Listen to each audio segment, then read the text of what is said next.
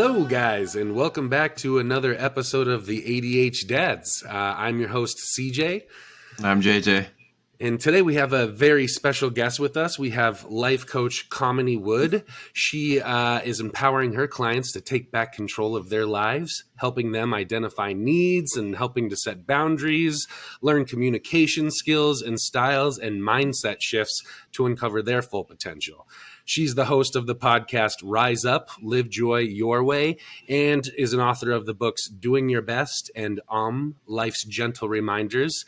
And today she's joining the ADH Dads to discuss anxiety and how it shows up in our lives and the lives of our kids, and what tools and methods that we can use as parents to help our kids. And then we're also going to kind of talk about a topic that's kind of near and dear to my heart. She kind of helps people identify toxic work environments and what that looks like and kind of what questions to ask themselves. And me coming from a career change from Hollywood in the entertainment industry and film and TV for the last 13 years to a now stay-at-home dad and host of this podcast with JJ. I thought like that, man, my brain was spinning with some really great questions to ask her. So I'm excited to have you on, Kamini. Please say hi and introduce yourself. Tell us a little bit about your practice and what you do and what you brought you here. Hi, CJ, JJ, everybody. Thank you so much for having me. Yes, I'm Kamini Wood. I'm based in North Carolina, originally from Connecticut. I am a professional coach, which I actually hate that term. I'm not going to lie. Really what I'm trying to do is I'm helping individuals reach their own personal human potential. I mean, if I were going to sum it up in one statement, that's what it comes down to. Really, I'm on a mission to create the one safe space that my clients know that they can count on 100% of the time, that they get to show up and be exactly who they truly are without having to wear a mask, without having to hide, because it is the one space that they can count on in their world where it's completely safe, and whatever they need to unpack, we unpack together and they figure out where they want to go from there. So that's really me in a nutshell. Personally, also, I am mom to 5. So I've got my own brood of they're not really kiddos anymore. Some are still young. They're ranging in age from almost 22 all the way down to 9. So 5. Wow. What an experience, huh? Wow. So 22 and 9, and that's your biggest spread, huh? So, that's the biggest spread. That's the biggest spread. Yes. And as of the timing of this recording, just last night, the middle child went off to prom. So, it's all these milestones along the way. Yeah. That is cool. And I can tell you, because life with 3 can get pretty wild around here, let me tell you. So with 5, I can only imagine, I came on when, I'm a stepdad here to 3 lovely kiddos. And when I came on, the oldest was 5 and the youngest was 3 months. So I got thrown right into that mix with 3, and JJ just came out here with a family vacation with his 1, and he saw all the complexities of 3, and I saw just the complexities of 1, and man, I would love to hear the complexities of 5, because I'm sure there's lots of fun always.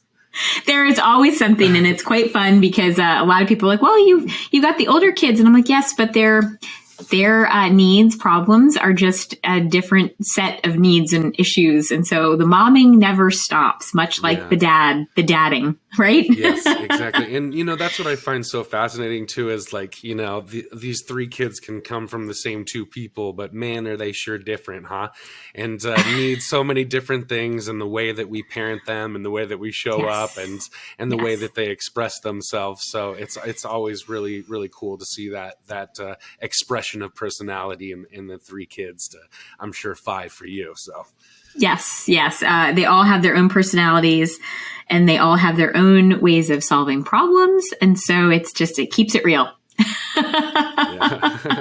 So what brought you into this work? What got you inspired to help connect to people in this way and help them find their purpose? And what were you doing before this work?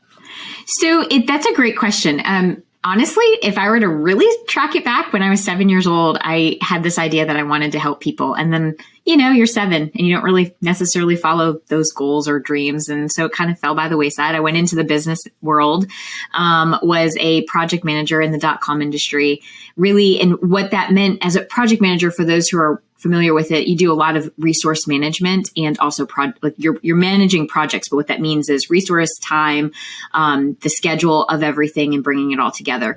The part that I loved about that role, of course, was the resource management part, really helping individuals figure out what they needed in order to be their best self when it came to producing the projects.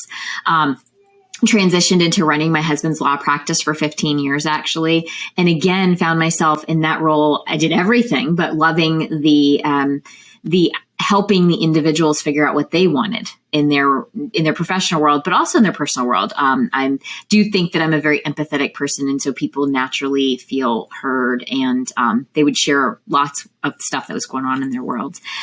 So all of that was happening professionally. From a personal perspective, like I mentioned, mom of 5. So my children are the best teachers that I have ever had. They are the best mirrors that I have ever had. And so I was starting to see my kids show up, especially my middle daughter, with a real people-pleasing tendency. So I will say that my kids are high achievers. My oldest is currently a professional ballerina, and my second oldest is playing Division I lacrosse right now. So they themselves have a personality of high achievement. But I was starting to see that perfectionism as well as the people-pleasing show up in their lives and worlds. And I recognized that was coming from me. That was coming from what they were seeing me do, how I was showing up and how I was behaving. So I did take a step back and do my own personal self-transformation and evaluation of what was that about? Where might I be people pleasing? Where might I be leaning into perfectionism? And recognizing that came from just how I grew up, and my story along the way, and recognizing where it was starting to hold me back. So while, yes, I was running my husband's practice for 15 years, and I don't look back on that with anything but pure joy, to be honest. But I recognized also that I was leaning into the making sure that his dream was being fulfilled, and that it was putting myself kind of in the backseat. Like, what does Kamini really want? What is it that I really am looking for? So I really did a lot of work in terms of recognizing that somewhere along the way, a lot of my needs and my own identity had started to morph into what can I do for other people? So when I went through that process, and then of course you couple that with my professional training and what I really actually got my professional world, I realized that these were two things that needed to be brought together.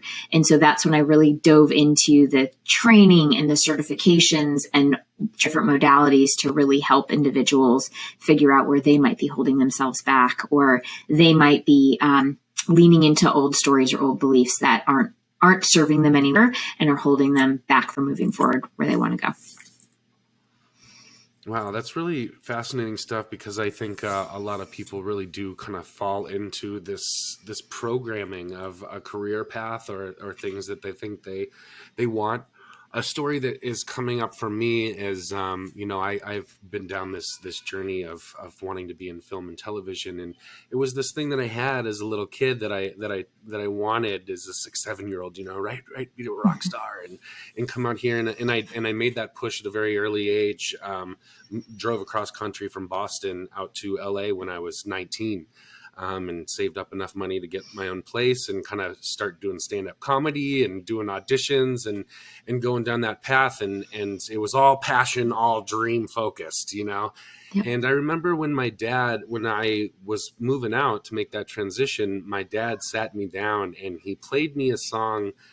God, I wish I could remember the name of it. I think it was a Tom Petty song, but I could be wrong. But it was about this guy that wanted to go become a rock star and chase his dreams. And along that journey, it wasn't what he expected it to be, right? And it was a lot of harder work and a lot of pulled away from the family and the people that he loved. And he ended up singing at this bar later in life, in his old age, recollecting on all this stuff. And, in the whole theme of the song was, maybe it's just not all what you think it's going to be, kind of thing. Right. And as a, 16, 17-year-old moving away from home to start this journey and transition homes between my dad's house and my mom's house, and thinking about what I wanted to do in Hollywood, I'd brush my dad off like, yeah, right, old man, you don't understand me, and I got dreams, Right. But the longer that I spent in Hollywood in that field, I saw that my dad had some really wise truths to it that he was trying to get me to see. And maybe he didn't have the vocabulary at the time, which is maybe why he went with that Tom With Petty the song. song or Neil Young song or whoever it was. I've literally been going on a journey trying to find the song, and I cannot find it. So any listeners out there that know what song I'm talking about or who sings it, please put it in the comments, because I'm dying to know. I've been looking for this song, but it's always stuck with me, that memory, and how true it is. We can get so caught up in this expectation of what our dreams are and what we want to do, and what do we do when we are caught in the middle of this and see it isn't what it's meant to be. And for me, it took me a good 16 years in Hollywood, and I can't tell you how many interviews I went in, Kamini, where they said, this isn't a job if you want a family. If you're looking to have kids, this isn't the career for you. And again, it took me 16 years of brushing them off like, I'm right. All right, old man, I can do it my way. You'll see, and it wasn't until I got involved in this relationship and had gotten divorced and didn't have kids and was really analyzing that. And now here I am in this new relationship with this woman that has 3 kids and, a baby, and does need a lot of attention. And I was still getting that pushback from Hollywood. It came down to a make or break moment. It wasn't a make or break moment, but for me, it was a light switch moment where my boss, it was a Halloween, and he said, we're working on Halloween, and Halloween's not an important holiday, it's just Halloween, but it was the way that he phrased the next thing. He just said, fuck your kids, fuck your wife, you're working on Halloween, and it just was like, here I am for the 15th, 20th time I'm being told this, and these kids and this woman and this life I'm realizing is so important. What do I do? So I wish I had someone like you to kind of that had walked that path before, and that you use a lot of your mentoring and coaching with a lot of your clients to dissect that kind of situation. Because, I think a lot of people, a lot of families, a lot of men, a lot of women end up in those kind of career decisions of what do I do, these midlife crises. Yeah. That's so true. And also it's interesting you're saying what you're saying, because I was just in a client conversation recently talking about this very thought that it's, we also have this idea that we can't change our mind. We've made this decision that we're going down this path. And so it's like this mentality of we've just got to stick to it now that we've committed to it, especially when dad's saying certain things and you're just like, nope, I've got this. I'll figure it out. Or the boss is saying you can't have this. And no, I'll figure it out. And so then we get stuck in well, what if I want to change my mind? What if I'm realizing maybe this isn't the thing that I want to continue doing, and then giving ourselves permission to shift. It's a big one for a lot of people.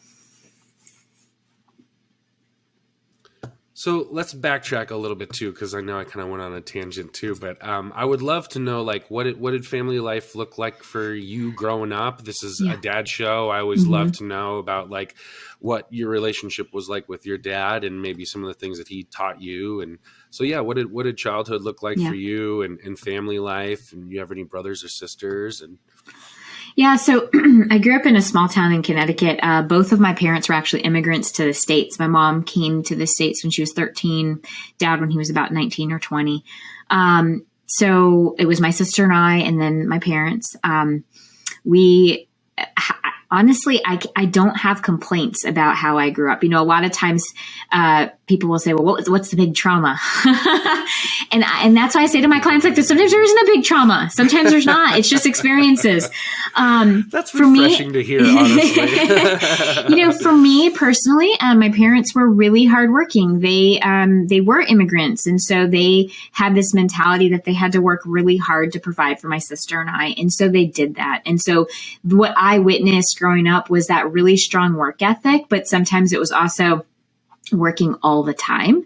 But I will say that I never felt unloved by my parents. It was just my like my drive and my sometimes not being able to turn off work absolutely comes from that narrative though, because I saw my parents doing that. Right. And so that became normalized for me. In terms of my relationship with my dad, he worked a lot. But he and I have always been really close. There's always been this, this kinship between us. He was not an overly emotional person as I was growing up. So he wasn't big on sharing his feelings, but he was the one who always made me breakfast in the morning. Like I still remember him making breakfast in the morning, and sometimes, he'd make these Eggo waffles. And by the time I got downstairs, it was cold. And cold Eggo waffles aren't the best thing in the world, or soggy. But I remember that I would still eat it with as a kid, I just thought that it was so cool that my dad was willing to get up in the morning and make sure that my breakfast was made. It's like those memories are starting to come back more and more recently, because over the course of the last year, I believe it was basically about ago at this point. He was diagnosed with early on stages of dementia and Alzheimer's. And so for me, it's been a real process of coming to terms first with that diagnosis, but then also, recognizing that grief is going to come in stages when it comes to this type of health condition, because it's not necessarily linear. It's not necessarily, you don't always know how it's going to happen, meaning, everything can be fine. And then all of a sudden it seems like he doesn't remember certain things, and that I've had to be really gentle with myself when it comes to that, and also gentle with the process itself, but then also, and thank goodness for my work, because I've done a lot of training around grief. It doesn't make the grief for me any less. Yeah. So I don't want to allude to that at all, because we're all human. We all process it, but at least that awareness has helped me a little bit more, because when I start to feel it, it is truly about honoring it and recognizing like, this is really hard. And it's really hard because he and I have always been really, really aligned. Like I'm very similar to him, but then also there's just, when it came to, knowing that he was going to be there, I didn't ever question it. Like I just knew without a doubt that he was there. And he always, to this day, every time I say bye to him when I leave, because my parents live about 25 minutes from me, he always says basically the same thing to me when I walk out the door, and he still remembers that, which is pretty cool. That's beautiful. Yeah. Yeah. I remember my grandmother when she was in the last year of her life and that dementia. Man, I had a lot of fear when I went to go talk with her, because she was so out there in her head. And then I carried a lot of guilt with me when she did die, that I had so much fear in those last conversations that I had with her, because it was really scary. And as a, 27-year-old kid, I didn't know how to process that stuff, mm-hmm. and have those, mm-hmm. conversations, mm-hmm. and sit with it as she went on these delusional tangents, so I know that journey can be hard, especially when it's your father and you have such a good relationship with him. So thank you for sharing that. And, I do want to also say that it gives me some great hope to hear you share that memory about cooking and your dad, because I am the cook here, and I have 3 picky kids and a picky wife. I cook 3 different meals a day, a healthy one for me, one that my wife likes, and one that the kids will just eat. And they complain every day about that it's still not warm enough, cold enough food, too much food, too less food, not the right thing. They didn't want chicken nuggets. They wanted hot dogs tonight. There's only 3 things that they eat, but they still complain when I make the one out of the 3 things that it's wrong. And to hear you say that resonated with you and that you think about that gives me such hope, Kamini, I'll tell you. It's so funny that those are the things that I remember too. Like I remember clearly I'm not going to show up as like the healthy person right now. Eggo waffles and Pop-Tarts. It was the staple breakfast, and my dad he showed up every morning and he made sure that something was there, or the Soggy Life cereal. It was one of those 3. And the summers that I spent with my grandma in the kitchen are why I have such a love and connection to cooking. It really is such a peaceful place for me, and I really don't mind doing it for the family. It's definitely like something that I saw in the women in my family do as an expression of love for the people that they cared about in the family unit. And it's definitely something that I saw without that even being vocalized, and that I try to translate and practice in my own family. And I do see small glimmers of that with our kids. Our kids have their own cooking channel, that they do. That's Go check it awesome. out, Cooking with Naomi and Aubrey. And it's something that we do to bond together with our cooking. And, me being in the film and television, it's something that I can use my tools with to help them. And it's been this incredibly bonding moment. And our little one, she's always saying, I'm going to be a veterinarian and a cook like Coley. So she thinks I'm a cook, a professional cook. That's what I do. I was hired to hang out here and cook for everybody, but it's something that connects us. I love that. That's awesome. So yeah, that's really cool to hear though about your dad and the way that he showed up and the lessons that stuck with you. I love that so much. And it sounds like, we've already got an idea of why this work is important to you and why you do it. But, what did a transition look like for you as you were going into this coaching world or this mentorship? And, what did that look like for your family along the process? It was, for me personally, it took a lot of courage to be able to speak up and say, I wanted to do this, because the role that I had played was being behind the scenes and running, as I had mentioned, my husband's practice at the time. So that for me was like that first step of really owning what it was that I needed and wanted. And I say needed because I really do believe that the work that I do is something I needed to do. It's extraordinarily fulfilling. And my days, truthfully, when I'm working with clients, I start my day and the day ends and I don't even realize that the time has passed because I'm just so engaged in what I'm doing. So it did involve a transition because stepping out on my own, which was a bit scary in terms of being, first of all, in the forefront, no longer behind the scenes. But then also even my kids knew that mom and dad kind of worked at the same place. So suddenly now I had different rules around what time I had available. But all in all, I would say that as I stood in my own conviction of what I was doing, those in my household really just kind of stood with me. So while I say it wasn't like, I'm not going to sugarcoat it and say that there wasn't some bumps along the way, but what I realized was, and this kind of goes with boundaries, and what I talk about with boundaries too is, when you first start that, there's going to be bumps. There's going to be some pushback or some just awkwardness or just uncomfortability. But the more you stand in your own conviction and belief in yourself, other people and those who truly are aligned with you, truly love you, or truly there for you, they're going to find a way to create that new normal along with you. And so that's kind of what I experienced with my coaching practice was my kids adapted, my spouse adapted to running his own practice. Even, I say my parents adapted because they had to realize that I couldn't just drop anything and show up and take care of whatever they needed me to take care of. So everybody around me adapted. But what I traced that back to was the fact that I stood in conviction of what I was doing and really committed to what it was that I felt called to do. And from there, that just kind of trickled down.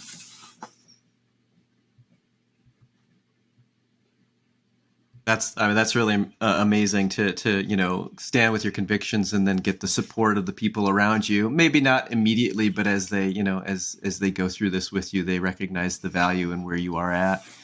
And that actually makes me think about this whole conversation about my parents and where I came from and where I'm trying to go with my life career path. Just kind of a brief history there. My father at one point had 6 jobs, and one of them was a full-time job and the rest part-time. And he very much is the belief that, of the belief that hard work does pay off and provides, us with the things that we want and the things that we desire. Interesting thing is I went to school for university for something entirely different than what I'm doing today. And along the way, when I made those decisions and informed my parents, there was a lot of pushback and saying, hey, I don't know about this, I don't know about that, which instilled the idea of fear and anxiety about the what if in me. So along the way, I've definitely questioned and even been hesitant to make a step forward or even a leap forward because I had that voice in my head that in some ways was bred into me over time. Right. And so that's been, for me, when I look at the next big thing that I'd love to do, I have a pursuit, but I also have something kind of trying to pull me back. So I'm curious for you, when you had that initial, like, I'm going to do what Kamini wants to do, what I'm called to do. What does that conversation look like with somebody else in your life who maybe has a little bit more anxiety about the future? I actually love that, JJ. Like, this creates a lot of anxiety, right? Like when you want to make a transition like this, not only to yourself, but the people in your life. Yeah. I'm curious, like what JJ said, what are the questions that you ask yourself and ask the people that are around you? I love, yes, I absolutely love that question, JJ, because the truth is self-doubt, right, creeps in with anything. And for me personally, there was a very similar idea of, the what ifs and that voice of, I'm not really sure because I'm not going down the path that one I've been on, right? The expectation, like you're going to be on this path, but then also it's the unknown, it's the uncertainty. And so part of it in that internal dialogue is about naming what those fears are and how you're scaring yourself, right? So it's not just saying, gosh, I'm afraid of X, Y, or I'm afraid of X, Y, and Z. It's also in how am I actually scaring myself? Like, what's the worst case scenario here?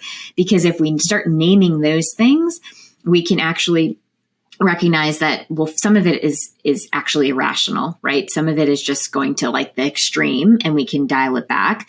Part of it also starts to bring to the awareness, like what you were just mentioning, is sometimes it's not even our voice. It's the voice that was our parents that we have now assimilated and created this idea that it's our voice.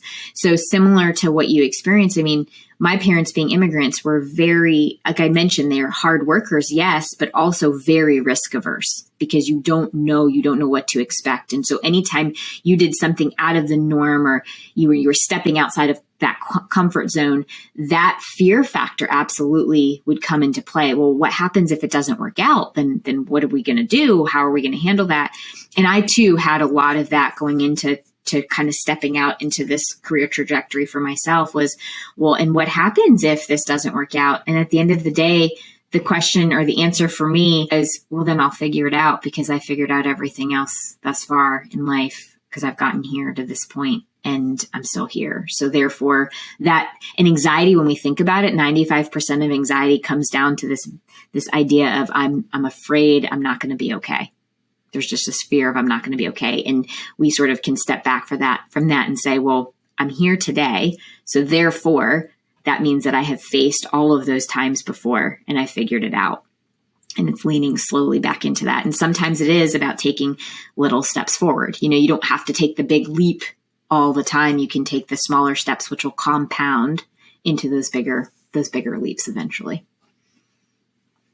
I appreciate that because I believe that's kind of been my approach. However, at the same time, I can say that through the history of my career as a student, I turned in a paper, I get an A. I turned in another paper, I get an A. I turn it in hours after I had completed it, and I was successful.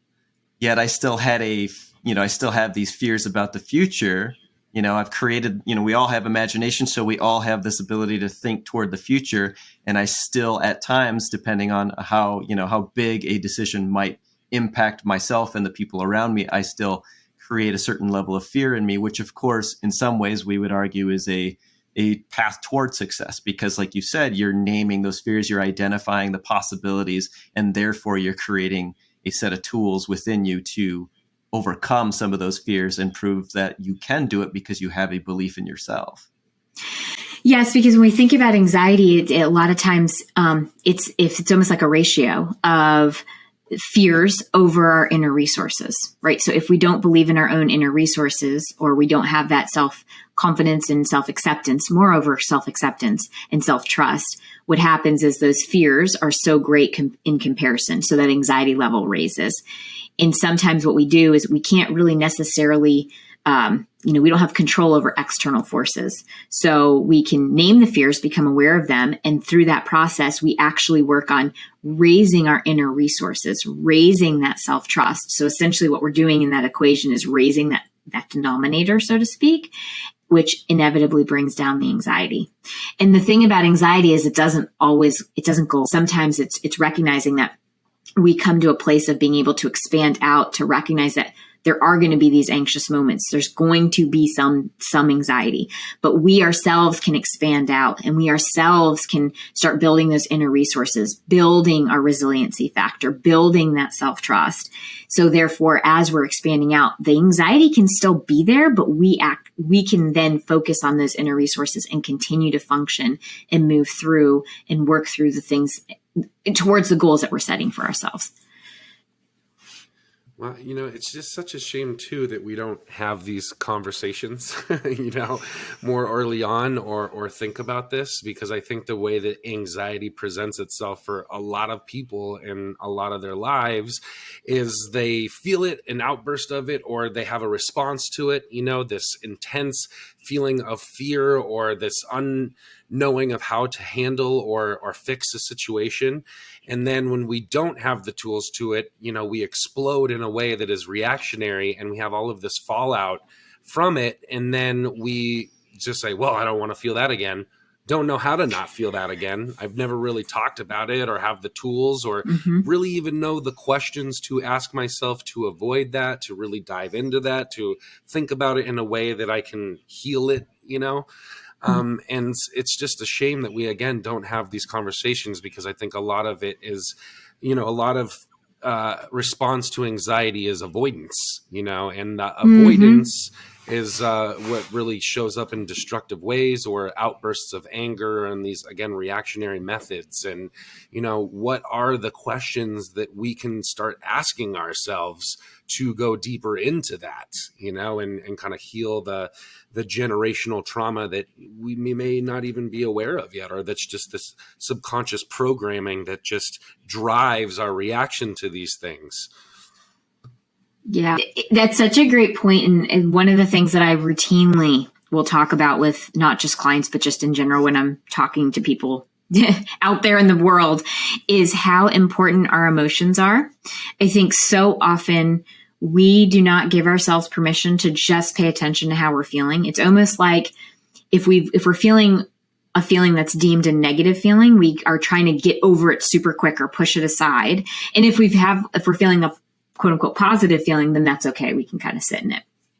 And really what I try to emphasize is feelings are just data packets. If we could get away from the idea that there's good ones and bad ones, but they're just there to give us information, and we give ourselves permission to pay attention to how we're feeling, and from not because we're sitting in our emotions, because the truth is an emotion has a 90-second lifespan. The only reason why emotions, or we feel like we're sitting in an emotion for longer, is because we have a thought about the emotion, and then we think about it again, and we think about it again. And essentially what we're doing is we're creating our own little rip current in our own system, which makes us sit and swirl in whatever emotion we're having. But instead, if we name the emotion and we allow it to be there, and then we ask this very important question of, okay, so what is this telling me I need, or what value is not being met here? That gives us the in to try to figure out how that emotion is actually there to help us versus trying to shut us down. So anxiety is one emotion, right? Oh, I'm feeling very anxious. Okay, let's get curious with that. What is it that I'm needing right now? What value might not be met? Or a lot of people, when they feel sad, they're like, well, I don't want to sit in sadness. I don't want to sit in negativity. I don't want to be that. It have to be. It's just recognize and say, there's a part of me. It's not even I feel, because now we're taking on that role or that identity. And since there's a part of me that feels sad right now, what's that about? What is it that I need right now? Or what value is not being met? Those are ways that we can get that inside track, so to speak, of figuring out what we might need to, what action we might want to take or need to take in order to continue moving through the emotion rather than allowing the emotion to take over. And where does this work take place? Because I think the common mistake that a lot of people make, myself included, and before I started hosting this podcast and getting involved with men's groups and life coaches and therapists, and starting to ask these questions or getting aware of what these questions are, I think the mistake that I was making, and that I think a lot of people make, is that they try to deal with the anxiety in the moment as it's happening, and they're so ill-equipped because they don't have the tools or the resources or the knowledge to deal with it as it's coming out or as a situation is unfolding. And that's when we really think that the work is done. Or if I just had this thing, I could stop this emotion or this response or this anxiety, and I could heal it while it's happening. Where I feel like the important work for me was the 90% bulk of it was all of the stuff leading up until that moment. From when I wake up in the morning to all of the things that I have in place, from meditation to mantras to totems to reading self-help books to self-reflection to gratitude journals, whatever it is. I think that people really need to have these systems in place before the moment arises where the emotions are high and the anxiety is bubbling over and the reaction is taking place. Which is why I love talking to, people like you and other coaches and mentors, because it's not just something that happens when something is going wrong, or somebody that you call when things are going wrong. It's something that you do and conversations that you have every day in the moments leading up to those. Absolutely. And that's the key is it's important to start getting into a habit, for instance, of giving yourself permission to name how you feel. It's not just in the moment that you're having a reaction, because when you are already triggered or emotionally charged, the choices that you make in those moments, a lot of times if you immediately react, it's coming from a disempowered place. So when you're actually triggered or emotionally charged in that moment, it's actually more important to get back to the present moment and ground yourself before deciding how you want to respond. But in terms of the work and when it's done, this is when it's really about coming back to, how do I treat myself on a daily basis? How do I talk to myself on a daily basis, and really working on that aspect of paying attention to that inner dialogue, paying attention to things like how you're feeling, paying attention to things like your needs. Really, a lot of the work that I do with my clients is very values based. So really coming back home, using your values as your ground zero, because that's a great tool to recognize whether something is actually aligned with you or whether you're responding from a place of fear or anxiety, or because somebody expects you to do something. I really appreciate both of what you two are saying here. Like Colton, you mentioned about all the resources that you tap into, and then Kamini building on that and identifying what it is that represents who you are and your values. I have a question kind of based on that. Sometimes I think people are so set on a goal, and it's a big, lofty goal, something that they want to achieve. And I think the thought or the belief that they tell themselves is once they achieve that, they've found happiness, they've figured it out. But oftentimes that's really where the next level of the work becomes apparent. And then there's the people who continue to try to achieve a certain goal, like let's say somebody who's been single most of their life and they just want to be married, and they start to believe that something's wrong about themselves and they're struggling, but they're still on the path, I believe, to trying to figure themselves out in the process. Maybe they need to work on themselves first before they're focused so much on this end goal. But the big thing for me is that process along the way is really a big part of it, and I don't think enough attention is given to that. A lot of times it's just that target down the road, which unfortunately also is in the process of the next thing and then the next thing. Right. That's actually a great point. I think a couple things come up as you're saying that. One is that I think a lot of us will set means goals, I'll be happy when goals. And so then you get there and you're like, oh, okay, I'm happy for a second. Okay, now I'll be happy when, and it keeps moving. And so that really spurs that question of, are those just those in between, quote unquote, those in between goals? And so when setting a goal, sometimes a really great way to deal with that is to then say, okay, and why do I want that? And then why do I want that? And why do I want that? And why, and why, and why, until you really can't get any deeper than that, because that's really the goal that you're searching for, right? That's the one. That's the thing. I do this a lot with people when it comes to like security that they want they think they want a certain job or a certain role within their company, because that would give them X number of, like, that their salary would be a certain amount. And then it's okay, and why do you want that? And we drill down, and really for a lot of people, it's because I'm just searching for some type of security. I'm feeling like that sense of security hasn't been, or safety has not been evident. So now we're at the real why. Now we can start setting a goal against that versus these means goals, or the goals along the way. The other thing, as you were talking, that came up for me, was just also a lot of times we get really attached to the outcome. And so we're so focused on the outcome that if it's not evolving the way that we thought it was going to evolve, or the way that we envisioned it, that's where a lot of anxiety comes from as well. And so if we give ourselves permission to set that intention and then come back to the present moment, this is where mindfulness comes into practice. I'm in this moment right here, right now. Now we're present for the process of working towards that goal.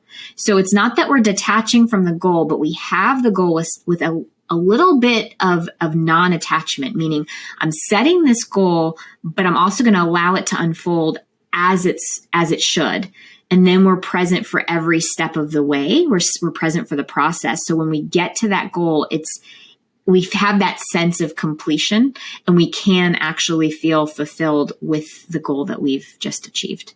I hope that made sense the way that I described it.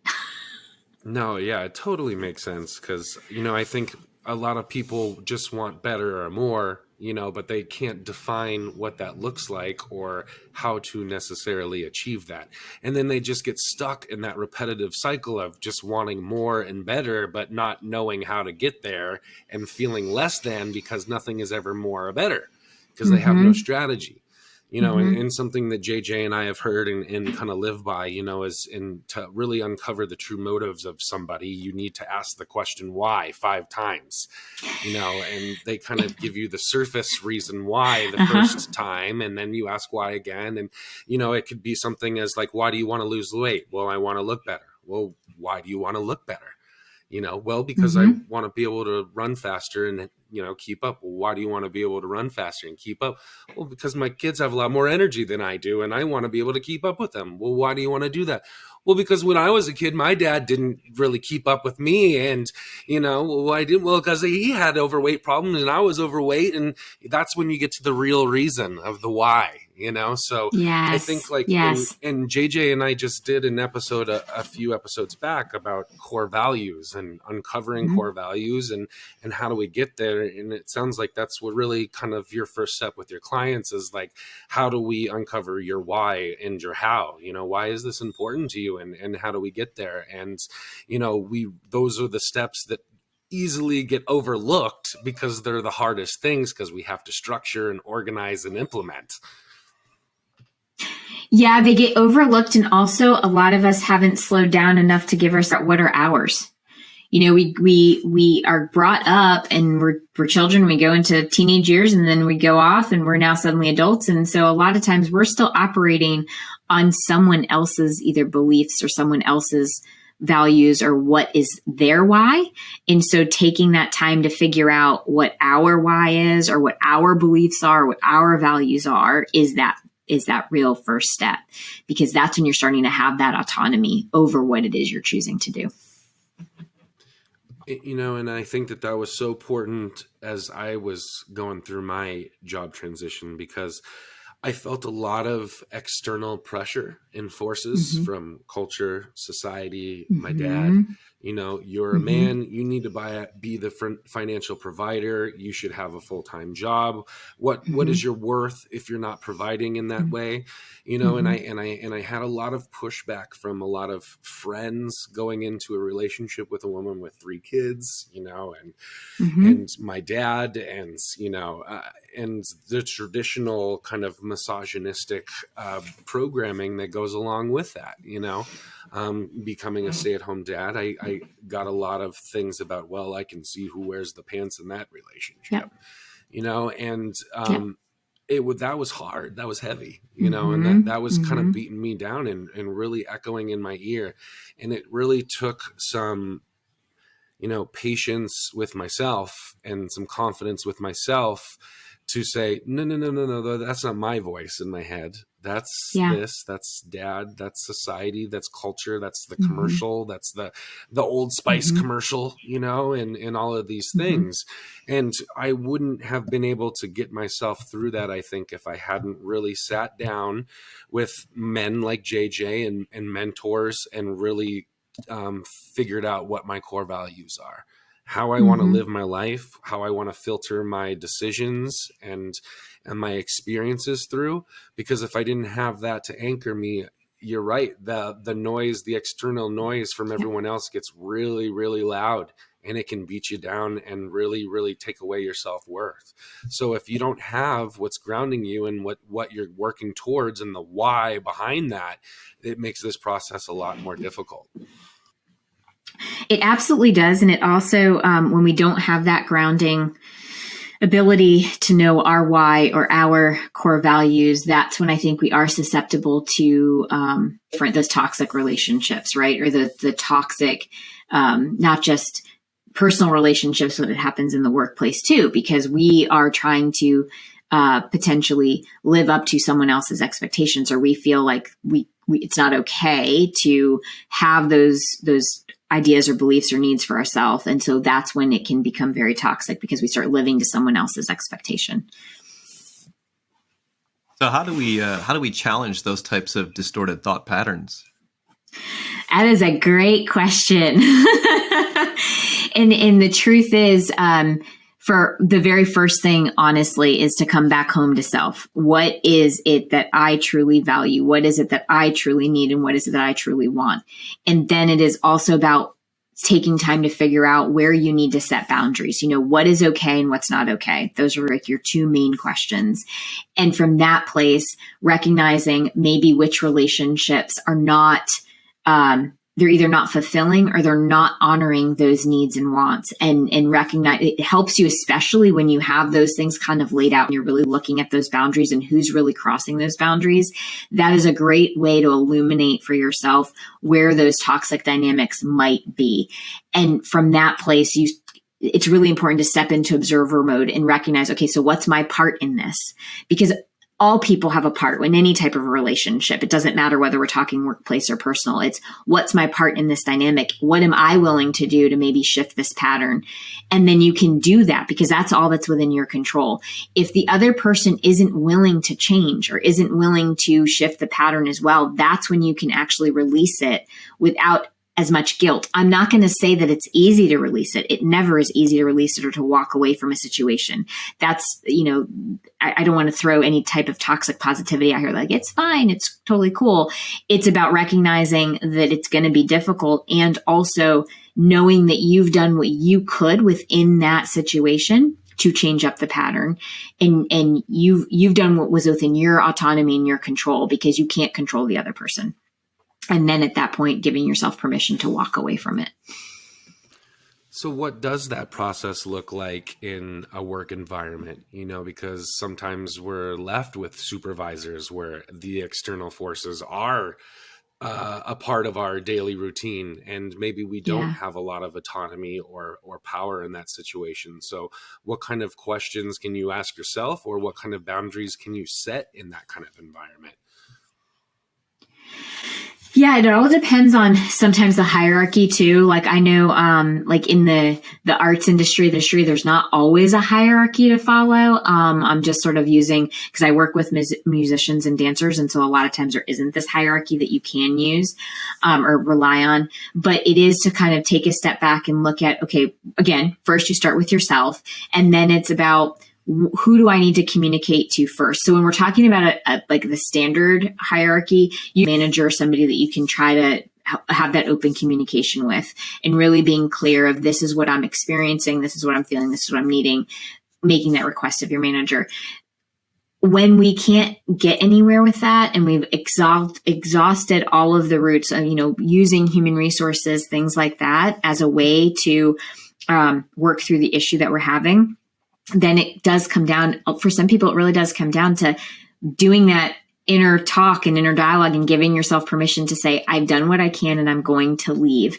That's the really important dialogue. We can have all these dialogues along the way, but that's the most important one, because that's the one that generally we have to get over this idea that we've failed. Because usually the reason why we stay in a toxic environment is because we're still telling ourselves, I haven't done enough, or this will get better. The person's going to change. I'm a failure if I leave this environment. And that's the most important conversation, is to recognize it's not a failure if you have chosen that something is no longer healthy for you and you're willing to honor yourself and find a different environment or a different way of working that's healthier for you. You are actually stepping into self-care at that point and taking care of what you need versus you're not failing. You're actually honoring yourself. It's almost the antithesis of failing. Well, you talked about releasing that, right? And I'm curious, do you mean more in like the physical sense of walking away from a job, or more in like an existential emotional sense? And I'm curious how we get there in the more existential emotional sense, because even if you leave in the physical sense, I feel like you're still left with a lot of existential challenges to work through, right? So how do we kind of release that and get to that place of letting go of the anxiety? Yeah, it truthfully, I love that, because really the biggest part is the existential way that we are releasing it. That's actually more important than the physical walking away sometimes. Caveat, if you're being like really abused, clearly physically leaving the situation is obviously very important. But that emotional release is important, because that's where that attachment is happening from an emotional mental standpoint. So it's important to be able to come to terms with letting go of that. So a great example of this in just the dance world, if there is, I've experienced this with somebody in the past where there's been some toxicity, and it's, there's so much attachment to trying to get, the other people to see one's worth. And that's just constant cut down and constant, you're not enough and not good enough. Doing that work and coming to this place of releasing the attachment to someone else's opinion. You can still stay in that environment and still dance within that company, for instance, but you no longer are attached to the other people's opinion of you. That's where that real work is. And then you can decide if and when you physically want to leave that company. That's just an example of something that I've worked with a previous dancer before, where he was just really not aligning with the director that he was working with. And there was a lot of toxicity in that regard. And so because this was the director, so you want that person's approval, right? Because they're in charge. It's coming to this place of recognizing I don't actually need his approval. Do my craft and be really happy with it for my own purposes and my own self. Because again, we go back to the why. Why am I dancing? Well, I dance because I love to dance. Coming back to that allows the detachment from him and his approval as part of that toxicity. Eventually he ended up leaving the company, but he didn't feel pushed out. It was actually his choice at that point.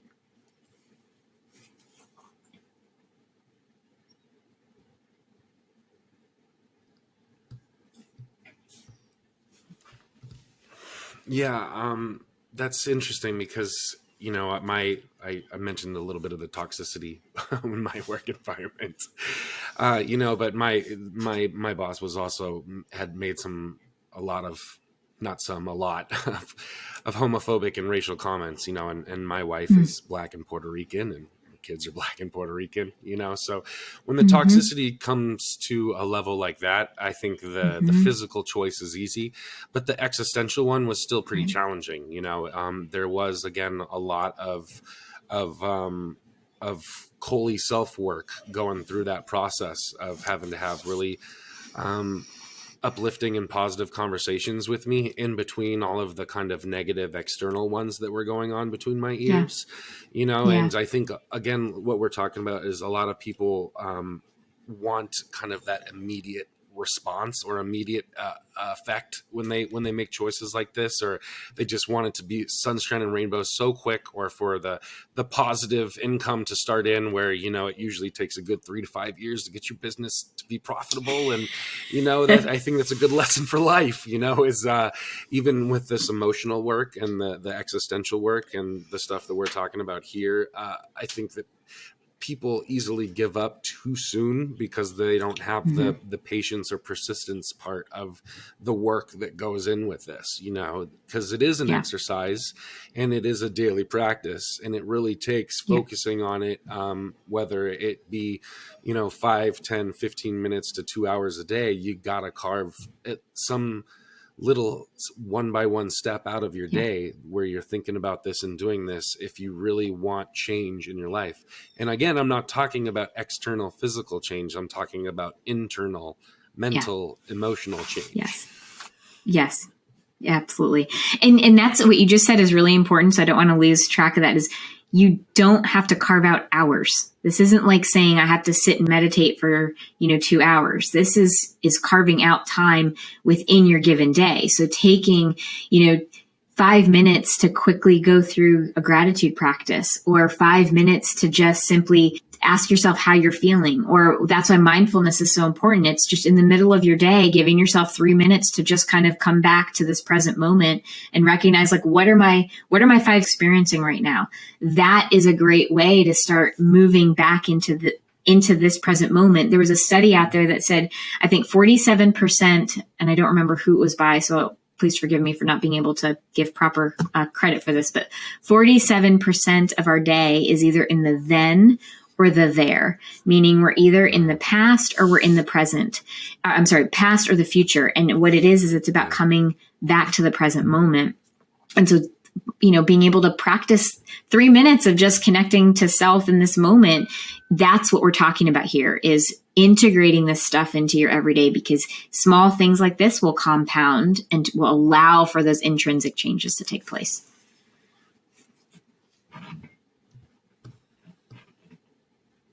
That's a beautiful lesson, because I just think about the many times where I have a free choice opportunity in my day, and I take, my dogs for a walk, and that's an opportunity to just be present with myself. And I find that such a great, I wouldn't call it escape, but a self-meditating opportunity to really just be present and let myself be without having any expectations placed on myself for the next moment. Yeah, I'm thinking about the times I've had successes with, maybe behavioral changes or mind shifts in my life. And they're not where I try to do all 100 things at once, right? It's not when I say, I'm going to the gym, I'm going on a diet, I'm going to stop smoking, I'm going to wake up early, and I'm going to do a journal. And I fail every time I try to do all 100 things, right? But where I find success is when I wake up and say, I'm going to go for, a 15-minute walk today. And then tomorrow it's a 20-minute walk. And then the next day it's a 30-minute walk. And then maybe the next day after that it's a walk and maybe 10 push-ups.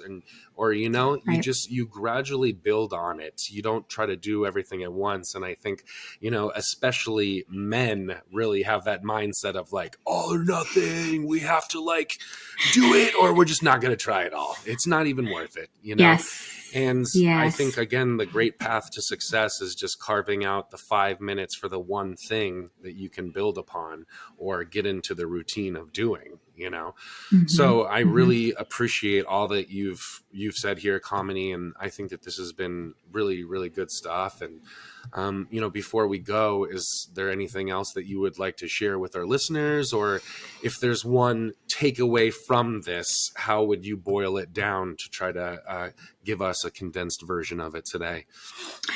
Oh gosh, we talked about a lot of stuff. I think the biggest thing that I would really love the listeners to remember and to kind of take with them is that life is continuing to happen through us and for us. So if we can remember that, with these small changes that we're making, it is about growing. It's about letting it evolve and building off of it, and recognizing that as we have challenges, thinking about how can this help me grow and evolve, instead of getting stuck in that cycle of anxiety about it and thinking somehow we've either failed or we've, somehow something bad is going to happen. And instead ask that really important question is, how can I use this to help me grow through this process? Wow, that was very well said and beautiful. And I really love that too, because I think I've been trying to articulate that in the last dozen episodes or so that we've had here. We've talked about that avoidance piece and how we always just kind of want to run away from the anxiety or those negative feelings. And, I think, again, for me, the real success that I've had is when I had the mindset shift of like, let me look at this as an opportunity to show up and change in a different way based on the tools that I've been learning. Instead of, I just don't want to feel this way. It's let me learn to feel this way. Let me sit in this, and it's okay. Nothing bad will happen. I will still be here. It's okay to feel it. I don't have to have an explosion because I'm feeling it. Let's process it internally, ask some good questions, and then find the growth and the healing that's a part of this. So I think that's really beautiful. And thank you for saying that. Thank you for coming on our show and, again, dedicating your time. I know it's not easy. It must not be on a Sunday with 5 kids running around with dance recitals and all your high performance talent going on in your family. So thank you very, very much. Absolutely. Thank you for having me. Thank you. Yeah, and not to worry, guys. We will have the show notes available to you, Kamini's books, and a link to her website and social media in case you guys want to reach out or have any interests in her coaching or anything more that she has to say. This has been great. Thank you so much, Kamini. Thank you, listeners, for supporting us and staying tuned for this. Please make sure to like, subscribe, comment, and share, and all that jazz. Help us grow. Help us ask more questions. Help us find other guests on this podcast to bring you some really great knowledge like we had today from Kamini Wood. So thank you again. This is the ADH Dads. I'm your host, CJ. I'm JJ. And thank you again, Kamini Wood. Until next time, you guys have a great day.